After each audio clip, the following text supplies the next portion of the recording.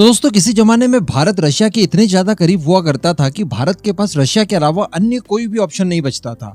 और इस बात का फायदा रशिया ने बहुत अच्छे से उठाया, क्योंकि इनके चलते रशिया ने वो क्रिटिकल टेक्नोलॉजी भारत को नहीं दी जो भारत को एक्चुअल चाहिए थी, जिसमें एसएसएन आती है। इसके अलावा फाइटर जेट के इंजन ले लीजिए, इन सब की टेक्नोलॉजीज भारत ने रशिया से कई बार डिमांड की, लेकिन रशिया ने नहीं माना। रशिया को पता था कि अगर हम लोग नहीं भी देंगे तो भारत को कोई और देने वाला भी मौजूद नहीं है, और इन सब चीजों का अच्छा खासा इस्तेमाल रशिया ने किया। लेकिन इसके बाद भारत ने अपनी डिप्लोमेसी का विस्तार कुछ इस तरह से किया कि आज भारत दुनिया के कोने कोने तक पहुंच चुका है, और आज भारत के सामने दुनिया के बड़े बड़े देश नतमस्तक हुए जा रहे हैं। इसके पीछे का कारण है भारत का बहुत बड़ा डिफेंस मार्केट, जिसके साथ जुड़कर कोई भी अच्छा खासा एडवांटेज ले सकता है। भारत के प्रोजेक्ट 75 अल्फा को ही देख लीजिए। भारत इसमें कम से कम $25 बिलियन तक का खर्च करने वाला है, जिसके तहत भारतीय नौसेना के लिए बनाई जाएंगी एसएसएन।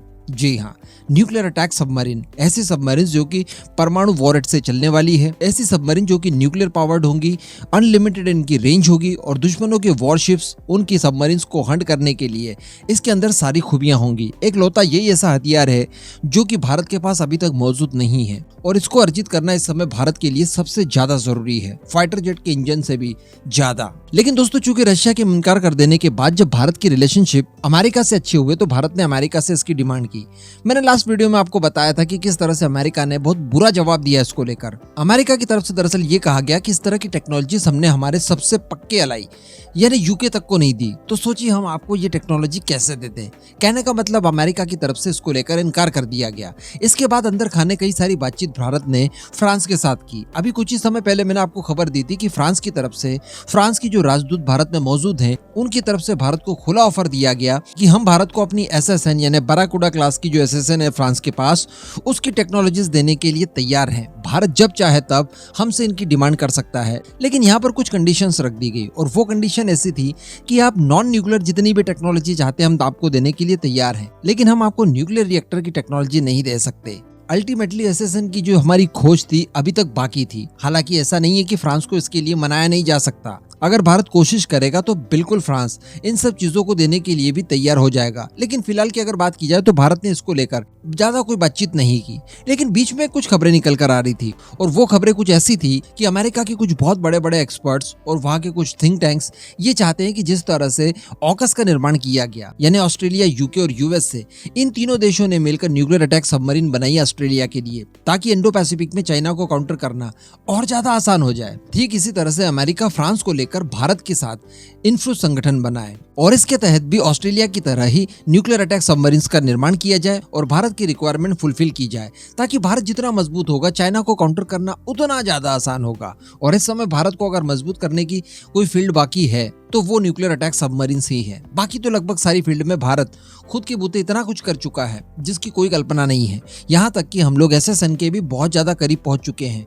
80 मेगावाट PWR तक का न्यूक्लियर रिएक्टर तो हम खुद बना चुके हैं हमारी SSBN के लिए। 190 वाला भी बनाने जा रहे हैं। उसमें अगर थोड़ी बहुत मदद मिल जाती है विदेशी तो काम थोड़ा सा आसान हो जाएगा। बाकी तो सारी चीजें हम लोगों को पता है और हम लोग बना ही रहे हैं। लेकिन दोस्तों, इन्हीं सब चीजों को लेकर सडनली यूके की तरफ से एक बहुत बड़ा मूव चल दिया गया है। जी हाँ, भारत को यहाँ पर यूके एसएसएन देने की बात कर रहा है। अब क्या पूरा मामला है, चलिए आगे हम लोग वीडियो में डिस्कशन करते हैं। आप चैनल को सब्सक्राइब जरूर कर दीजिएगा। तो दोस्तों, इस समय यूके की अगर बात की जाए तो यूके से भारत की रिलेशनशिप और अच्छे होने चाहिए। इससे फायदा यूके को है, क्योंकि भारत दुनिया की फास्ट ग्रोइंग इकोनॉमी है, सबसे ज्यादा बड़ा हथियारों का मार्केट है।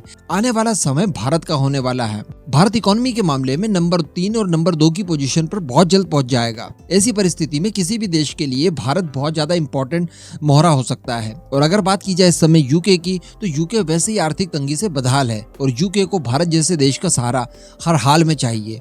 कई अलग अलग क्षेत्रों में भारत के साथ एक साथ गठबंधन करने की अनिवार्यता इस समय यूके को दिखाई दे रही है।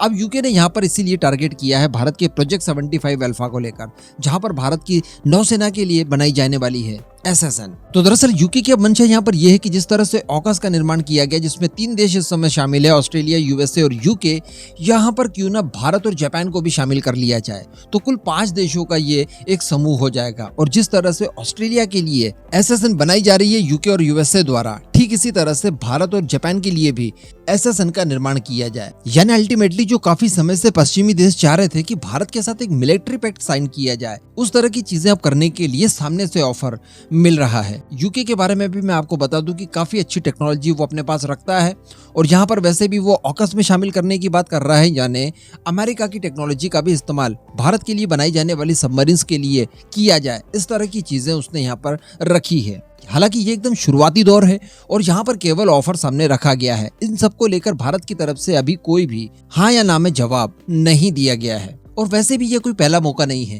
इससे पहले 2021 में भी यूके की फॉरेन सेक्रेटरी की तरफ से इस बात को उठाया गया था कि वो भारत के साथ मिलकर एक डिफेंस पैक्ट साइन करना चाहते हैं, जिसके तहत इंडो पैसिफिक के क्षेत्र में एक साथ मिलकर काम किया जा सके।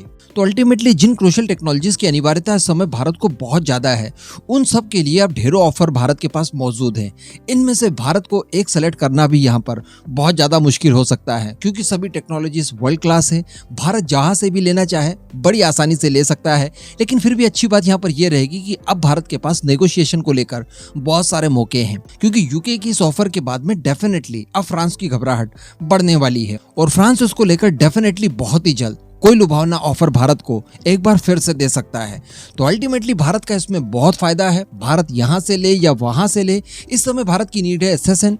उस रिक्वायरमेंट को फुलफिल कर लेना चाहिए, जहां से भी जिस भी परिस्थिति में मिलती है हमने बिल्कुल अब बिना सोचे समझे ले लेना चाहिए। इस पूरे मुद्दे पर अब आपका जो भी मानना हो नीचे कमेंट करके जरूर बताइएगा।